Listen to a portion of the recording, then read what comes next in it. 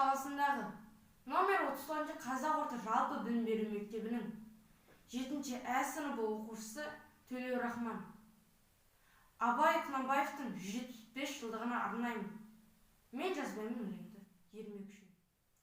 Мен жазбаймын өлеңді ермек үшін. Жоқ барды ертегіні термек үшін.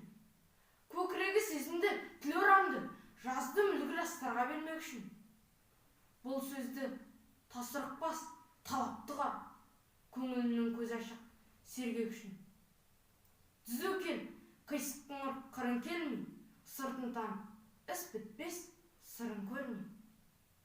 Шу дегенде құлағым тосаңсы еді, өскен соң мұндай сөзді бұрын көрмей. Таң қаламын, алдыңғы айтқандық бай, және айта бер дейді жұрт тыным бермей. Сөз айттым, әзірет әлі айдаһарсыз, мұнда жоқ алтын иек сарала қыз. Кәрілікті жамандап, өлім тілеп болсын деген жерім жоқ, жігіт арсыз. Әсіре қызыл емес деп жиренбеңіз, төбетерек сөз артық бір байқарсыз.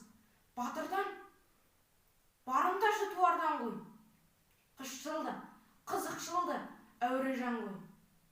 Арсыз, малсыз, ақылсыз, шаруасыз елір мені маскүнем байқалған ғой.